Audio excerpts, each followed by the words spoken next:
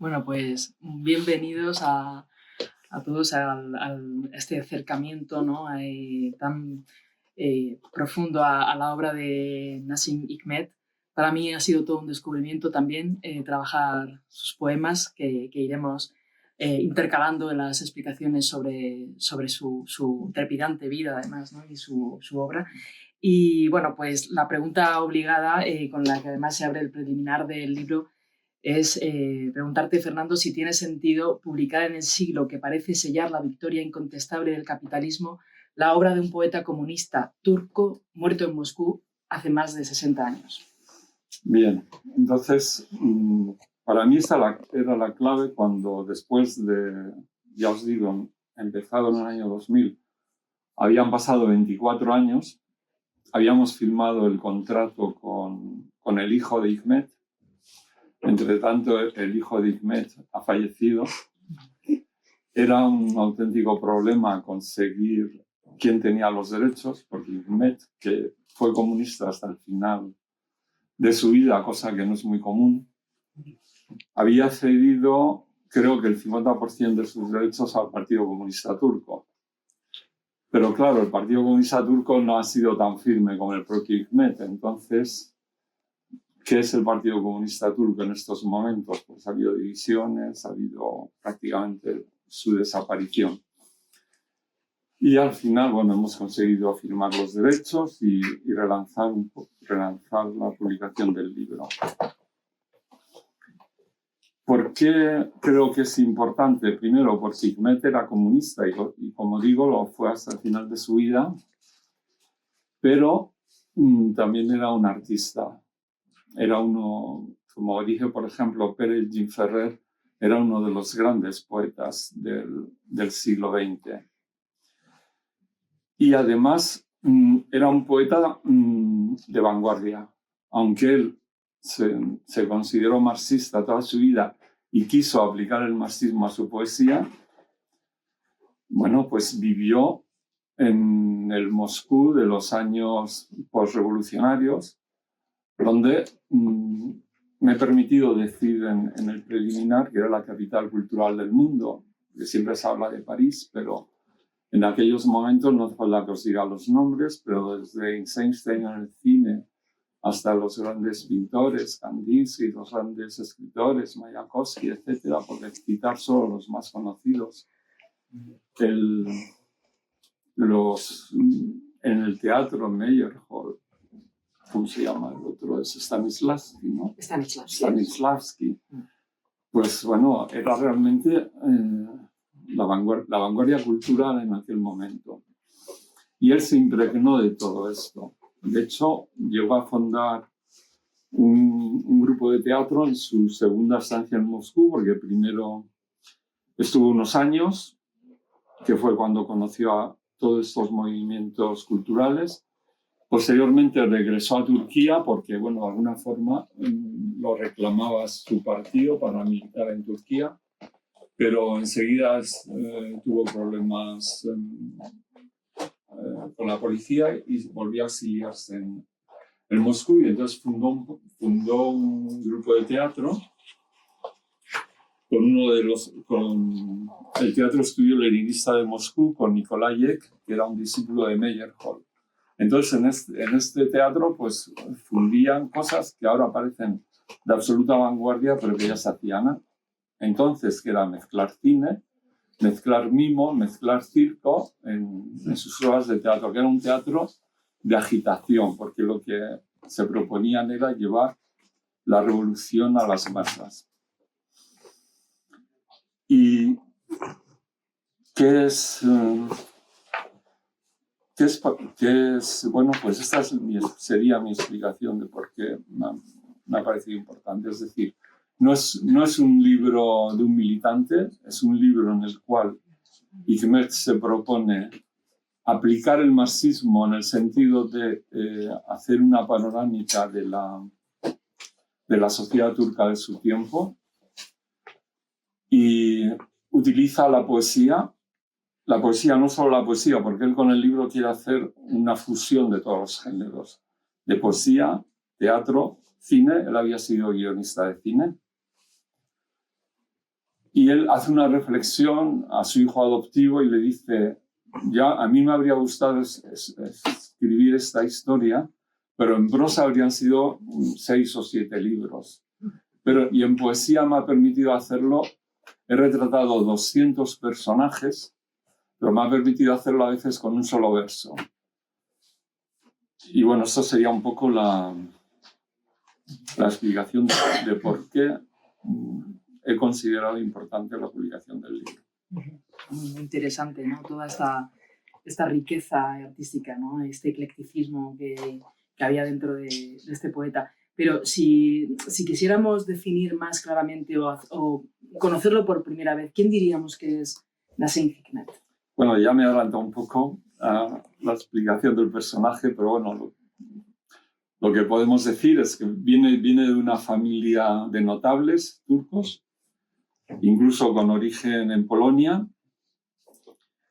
y bueno, pues pasó 15 años de su vida en la cárcel debido a su militancia comunista.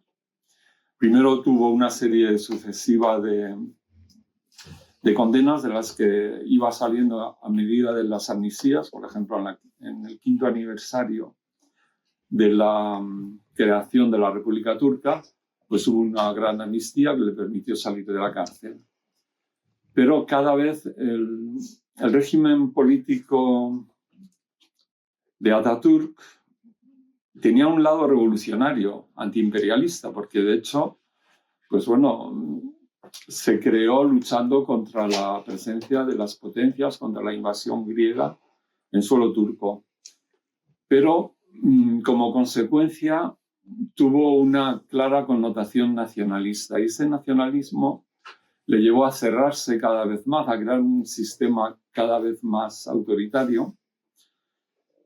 Una gran rivalidad con Rusia, justamente porque habían nacido de una guerra de independencia. Pues, en Turquía había un movimiento importante de gente que podríamos considerar con nuestra perspectiva actual como de izquierdas.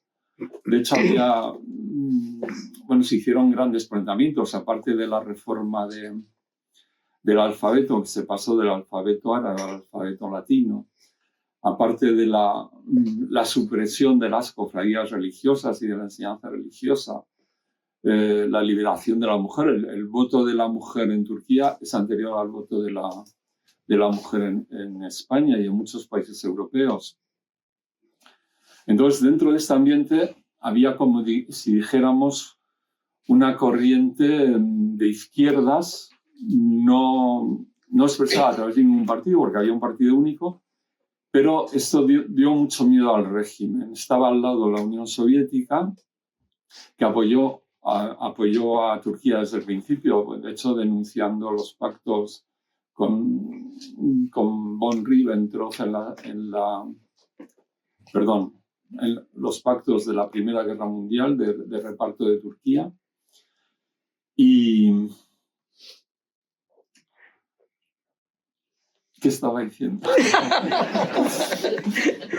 Bueno, sí, es decir, que había un gran temor a la Unión Soviética, porque podía ejercer su influencia sobre Turquía. O sea, sabéis que comparten frontera. Por lo tanto, se empezó a crear cada vez más un régimen anticomunista y lo pagaron pues, los militantes comunistas del interior. Entonces, Hikmet era un poco el intocable, porque tenía un gran prestigio cultural. Había publicado ya varios libros que habían sido una auténtica revolución. Tiene un título que es, su primer libro se llama 835 líneas. Lo digo aquí porque él a veces habla de que, por ejemplo, del libro que presentamos decía que no se podía hablar de versos, se podía hablar de líneas. Él calculó haber escrito 66.000 líneas dentro de su proyecto de libro, aunque luego veremos que se quedaron en 20.000. Pero quería leeros... No lo tengo aquí, pensaba que lo tenía en turco. Bueno, para que vierais un poco, su primer libro tiene 835 líneas, tiene un poema que se llama mecanizar si tradujéramos en español. Entonces empieza así, os voy a leer solamente el primer párrafo. Turrum, turrum, turrum, track, tiki, track. Quiero mecanizarme. Es decir, como veis, está toda la influencia del constructivismo ruso de la que hemos hablado antes. Y bueno, justamente porque este libro tuvo varias ediciones, la poesía turca estaba todavía bajo la influencia persa, la influencia del arud, de los ritmos tradicionales, y esto fue una auténtica revolución, aparte que fue uno de los primeros libros que se publicó en Turquía con el alfabeto latino. Con lo cual, Hikmet tenía ya un peso en la sociedad turca y era muy valorado como poeta. Por lo tanto, para detenerle y condenarle no era tan sencillo, habría sido de alguna forma un escándalo. Pero entonces intervino el ejército con una disculpa totalmente fuera de lugar. En un registro en la Academia del Ejército, en las taquillas se encontraron algún libro de Hikmet que habían sido publicados legalmente en Turquía.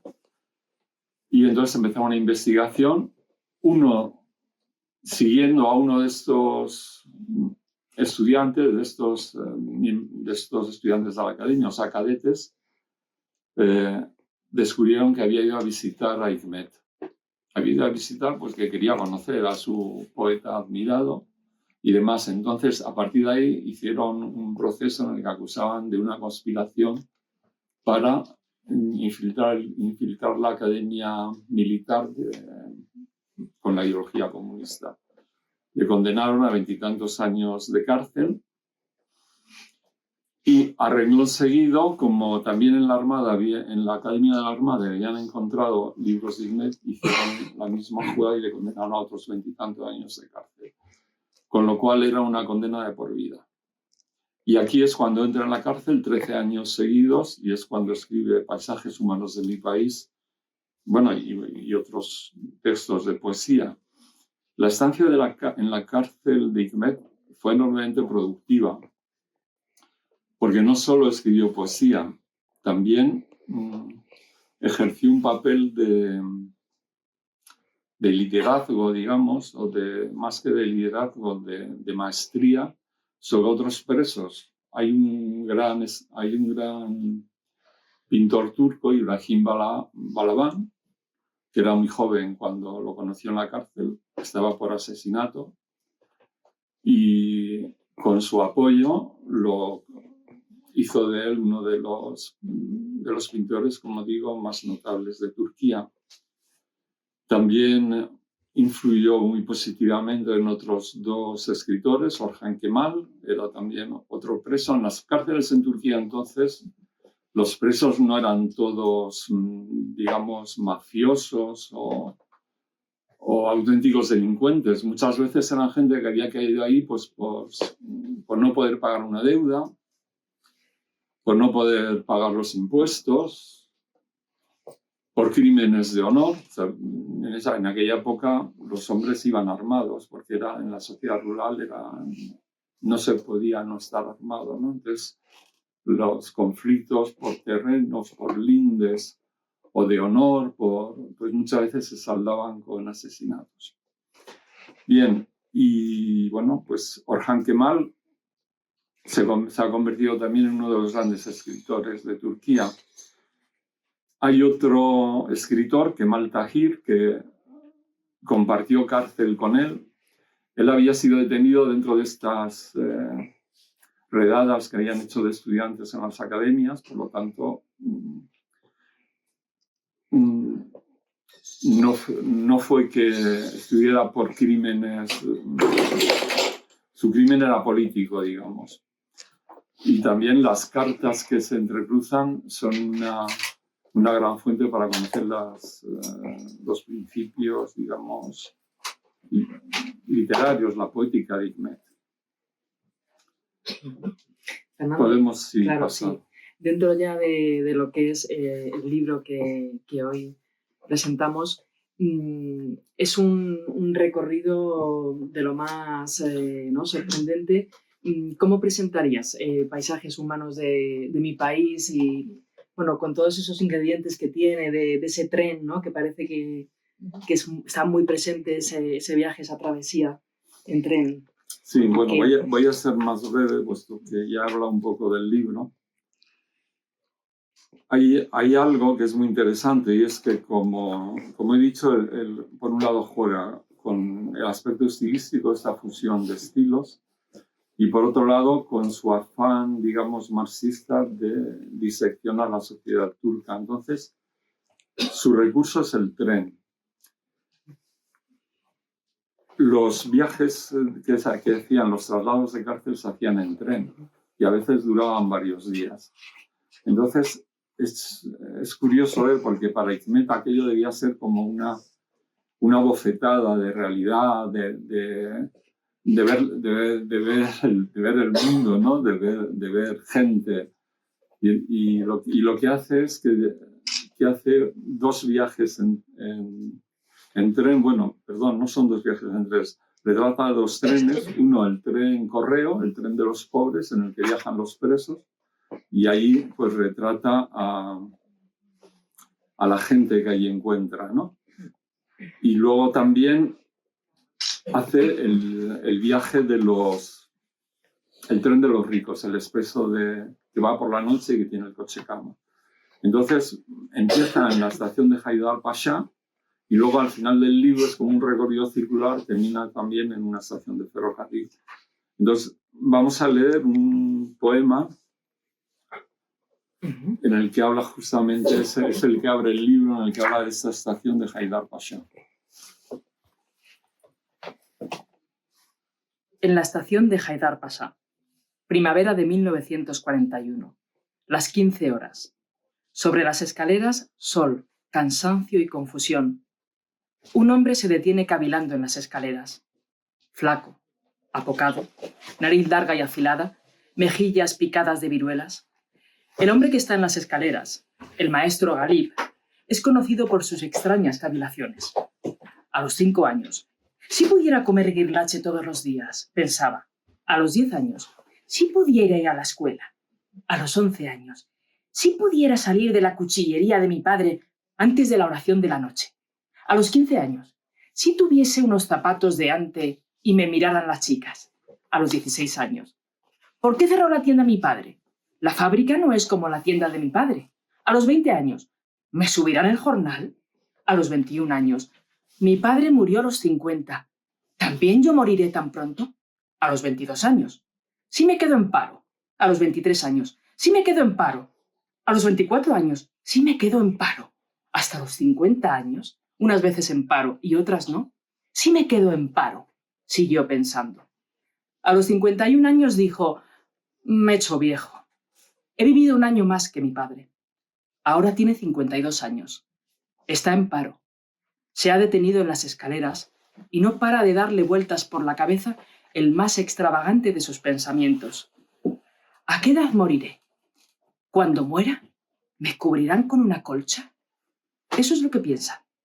Nariz larga y afilada, mejillas picadas de viruelas, olor a peces en el mar y chinches por el suelo. La primavera llega a la estación de Haidar Pasha. Bien, entonces enlazando con lo que había empezado a decir, la cuestión es el tren popular en el que circulan, viajan pues, la gente pobre, ¿no? En un compartimento están los presos, en otro compartimento es de mujeres, otro compartimento viaja una compañía de comediantes, en otro compartimento pues viaja algún notable pueblerino y gente, digamos, humilde. Y uno de ellos es precisamente uno del que Hikmet denomina de los antiguos griegos. Y aquí quiero hacer la referencia. Una de las cosas que más me interesan de Hikmet es su empatía con las minorías en Turquía, porque en esa época de nacionalismo pues hubo grandes conflictos. Los griegos, aparte de la guerra en la que que fue una guerra salvaje a muerte, primero los griegos contra los turcos y luego los turcos contra los griegos. Había una minoría griega importante que seguía viviendo en Turquía, en concreto en Estambul, pero por ejemplo en el año 53 se exacerbaron los conflictos, hubo un pogromo contra los griegos y muchos de ellos terminaron saliendo. Pero hay una serie de escritores turcos, para mi gusto los mejores, que son Nazım Hikmet, Yaşar Kemal y Seyit Faik, en cuyas novelas, en cuyos cuentos, en cuyos poemas siempre aparecen estas minorías y son tratadas con una gran proximidad.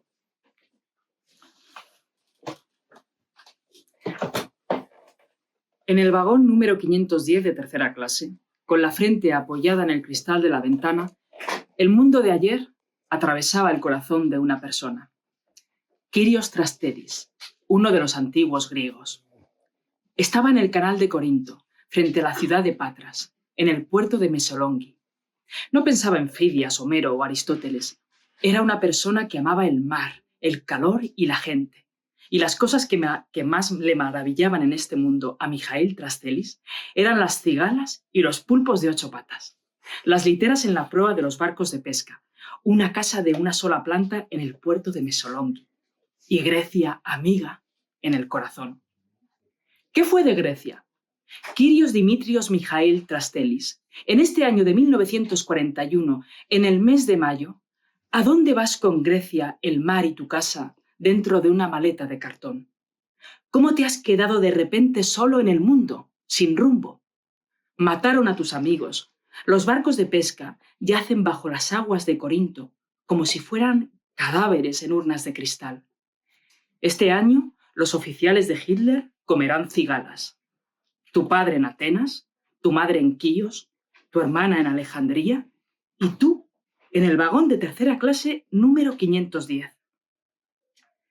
El tren atraviesa la llanura de Izmit. Primaveras así en el campo, a esta hora de la tarde, cuando la luz del cielo es suave como una canción de amor y la sombra de los árboles, amable y fresca, comienza a extenderse sobre la tierra más joven, más sensual, más verde, y la hierba, con sus pájaros, caracoles e insectos perezosos y felices, como carpas que se deslizan por el agua, pero ese corazón feliz se aflige con la tristeza que embarga el mundo. Mijaíl Trastelis mira a través de la ventana, pero esta tierra nada le dice. No por no conocer su lengua. En tardes de primavera, así, la tierra no habla, ni griego, ni turco, ni su propia lengua. Pero Mijaíl estaba triste, tan triste que no podía pensar en la gente, en el mundo, ni tampoco escuchar la tierra. Sin embargo, en ese vagón, a esa hora de la tarde, la tristeza estaba en la gente, en el mundo. Bien, y como decía, Hikmet, con sus años de prisión, estos casi 13 años, 12 años y 7 meses, que pasas ininterrumpidamente en la cárcel, coinciden con grandes acontecimientos, sobre todo la Segunda Guerra Mundial.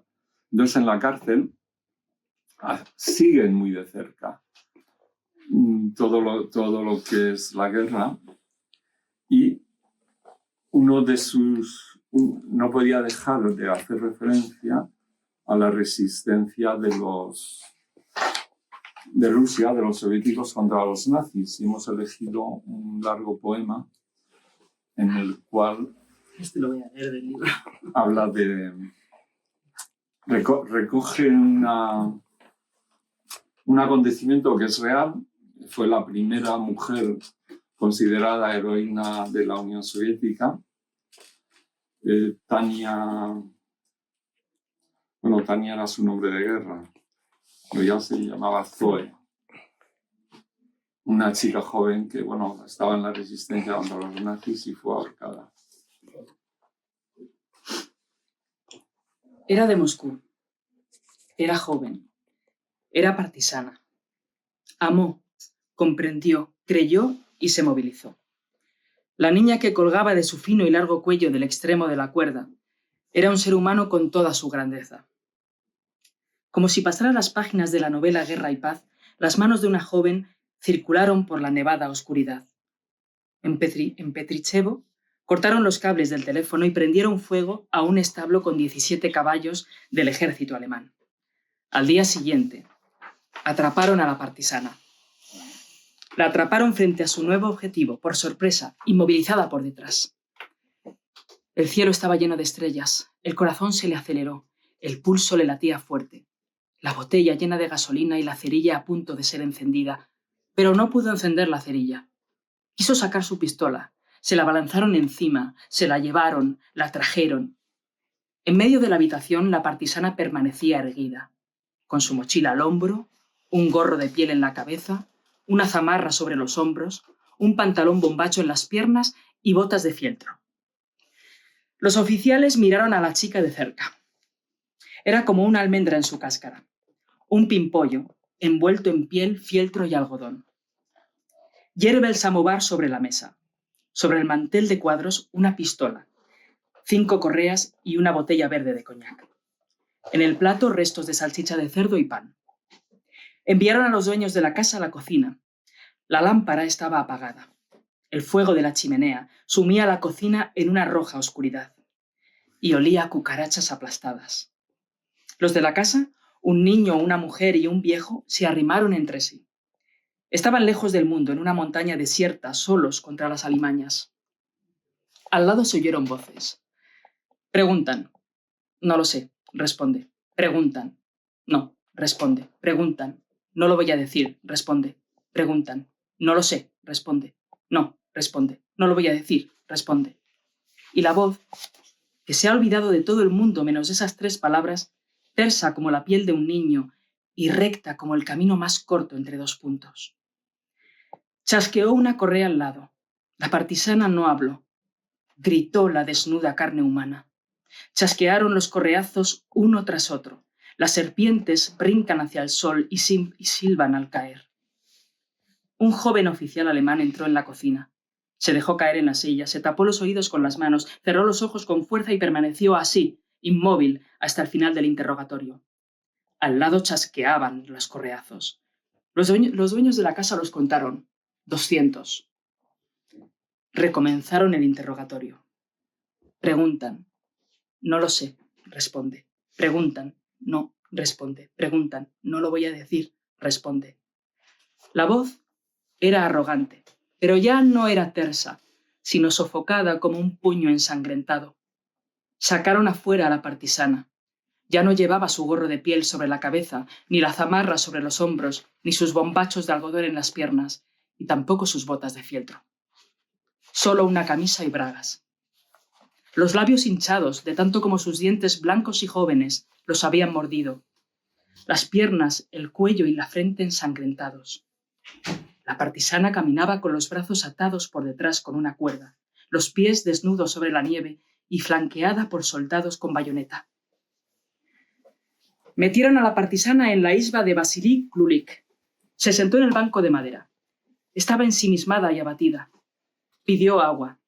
El centinela no permitió que se la dieran. Llegaron los soldados alemanes, se le echaron encima como insectos, la tiraron al suelo, la zarandearon. Uno encendió una cerilla tras otra debajo de su barbilla. Otro pasó una sierra por su espalda hasta que el hierro dentado se ensangrentó. Luego se fueron a dormir. El centinela sacó a la partisana a la calle a punta de bayoneta. Un niño está mirando desde la ventana, con sus redondos ojos azules. La tierra cubierta de hielo y bajo la nieve la calle desierta, cubierta de estrellas. Un niño está mirando desde la ventana con sus redondos ojos azules. Olvidará lo que está viendo, crecerá, se casará y una noche de verano, o quizá durante la siesta, de repente se le aparecerán en el sueño los pies desnudos de una chica pisando las estrellas en la nieve. Bajo la nieve, de uno a otro extremo, bajo la nieve de la calle desierta. Y sobre la nieve la partisana, con sus pies descalzos, los brazos atados por detrás, en camisa y bragas, camina delante de la bayoneta, yendo y viniendo de un extremo a otro de la calle. El centinela tuvo frío, volvieron a la isba. Salieron cuando el centinela se calentó. Así continuó desde las 22 hasta las 2. A las 2 relevaron al centinela y la partisana permaneció inmóvil sobre el banco de madera. La partisana tenía 18 años. La partisana sabía que la iban a matar, morir y ser matado. El rojo de su rencor no distinguía la diferencia, y ella era sana y joven como para no temer la muerte y no apenarse. Miró sus pies desnudos. Estaban hinchados, amoratados, agrietados y congelados. Sin embargo, la partisana no sentía el dolor. Su propia rabia y su propia fe la protegían como su propia piel. Piensa en su madre. Recuerda sus libros escolares. Recuerda un cuenco de barro que estaba delante del retrato de Illich con flores de un azul intenso. Recuerda su infancia, tan cercana que casi podría palpar sus vestidos cortos de vivos colores. Recuerda el primer bombardeo, los batallones de obreros que partían al frente y desfilaban cantando por la calle mientras los niños corrían detrás. Recuerda una parada de tranvía donde se despidió de su madre. Recuerda una reunión de Komsomol tan próxima que casi podría palpar el vaso de agua sobre el mantel rojo y hasta su propia voz que habla atropelladamente. Recuerda su propia voz, su voz que se enfrenta sin desfallecer al enemigo, afirmando que no lo va a decir, y para no decir nada cierto al enemigo, le esconde hasta su propio nombre. Su nombre era Zoe. Mi nombre es Tania, les dijo. Tania. Tania, en la cárcel de Bursa. Tu retrato está frente a mí. En la cárcel de Bursa. Tal vez ni hayas oído el nombre de Bursa. Bursa es un lugar verde y agradable. En la cárcel de Bursa, tu retrato está frente a mí.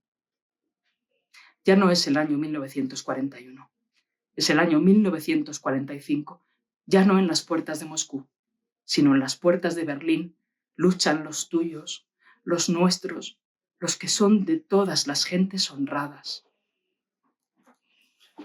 Y para que no penséis que siempre el estilo de Hikmet tiene este tono un poco dialogado, un poco realista, yo solamente la influencia del teatro, los diálogos insertos dentro del libro, hemos elegido otro texto en el cual habla de la Segunda Guerra Mundial también, pero en un tono completamente distinto.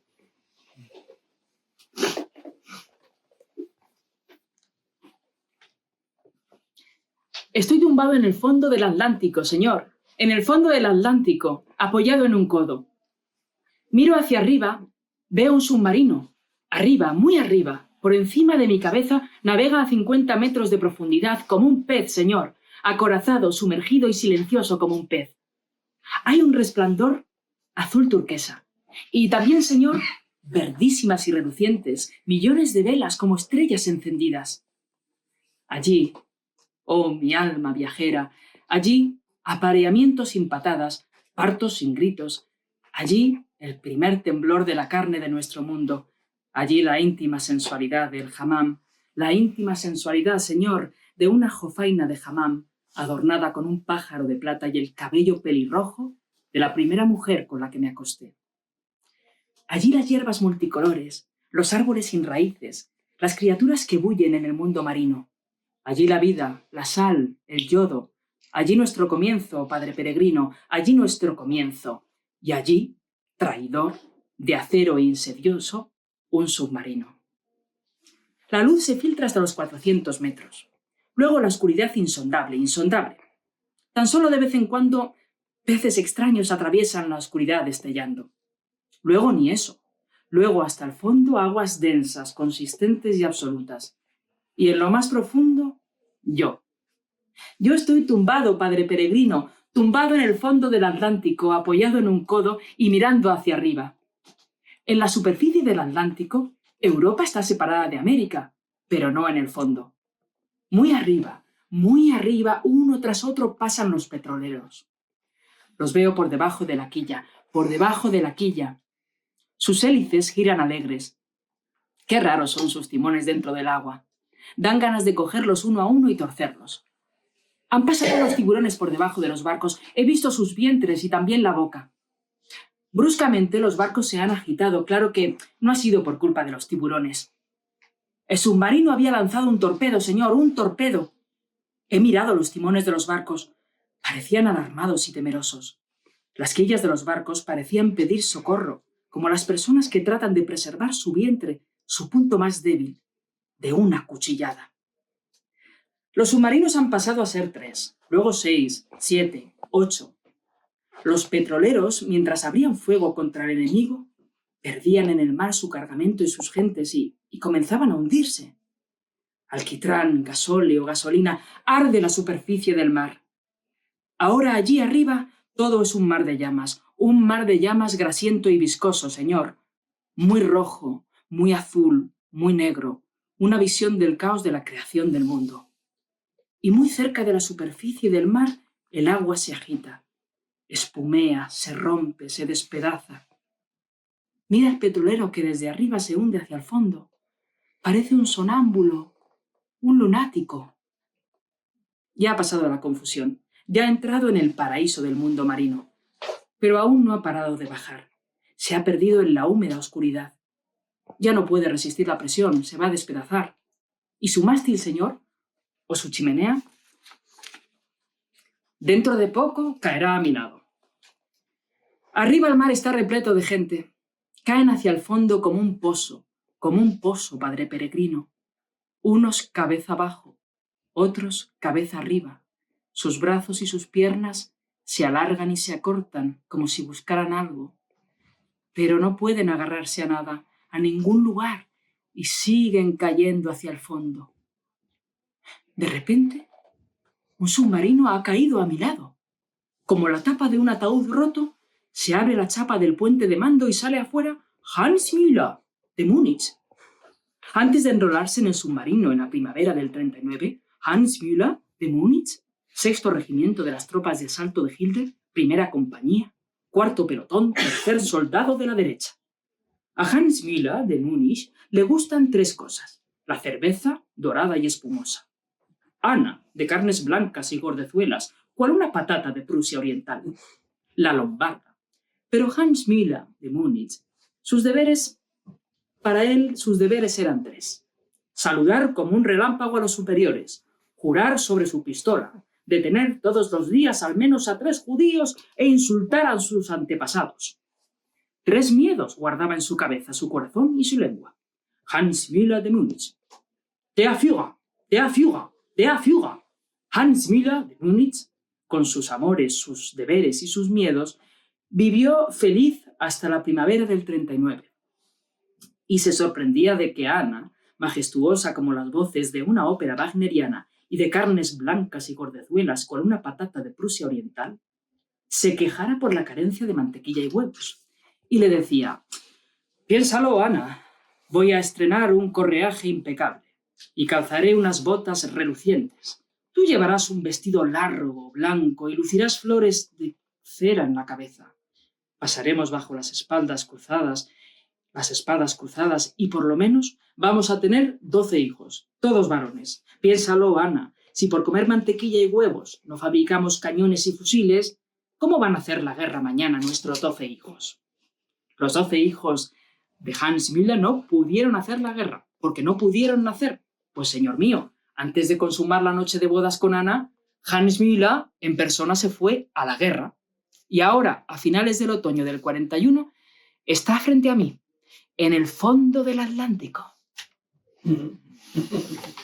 Y bueno, para terminar un poco esta visión de lo que son los paisajes humanos,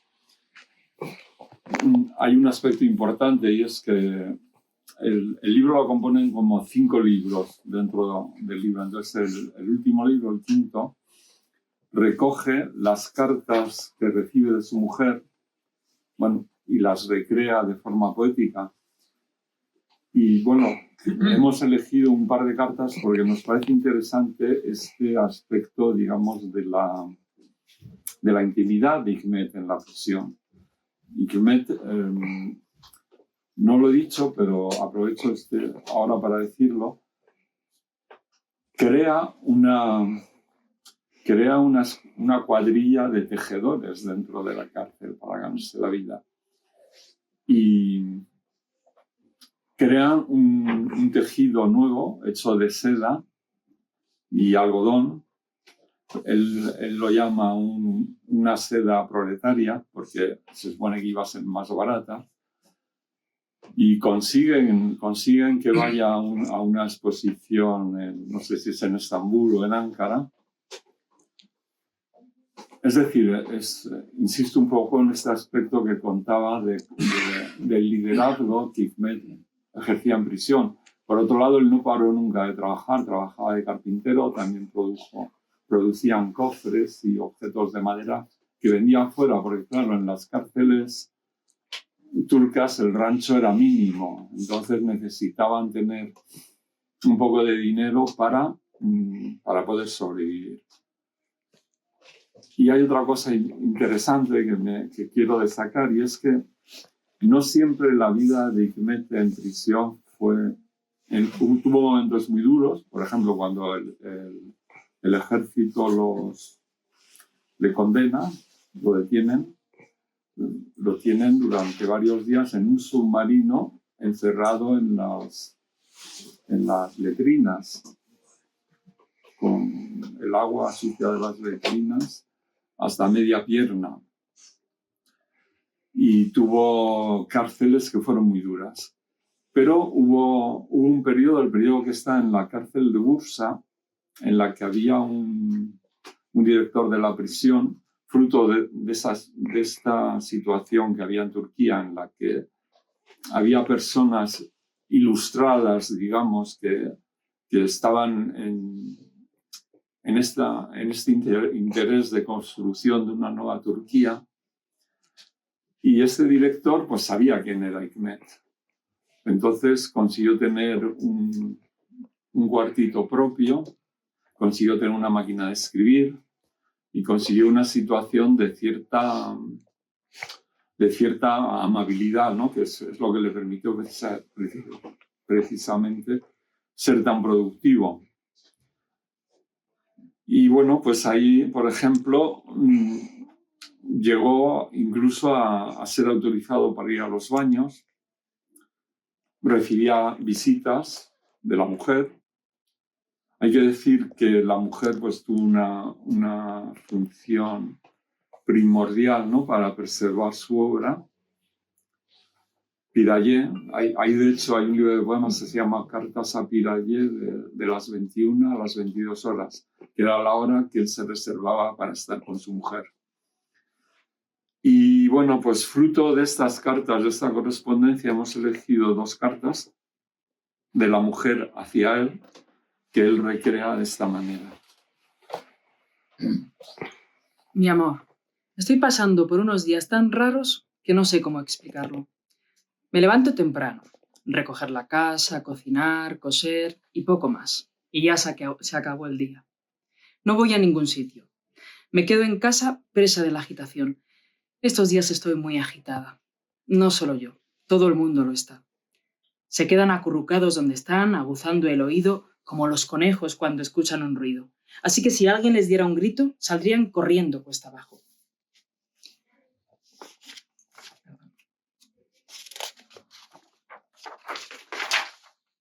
Cariño, tengo tanta confianza en ti que quiero ser como tú.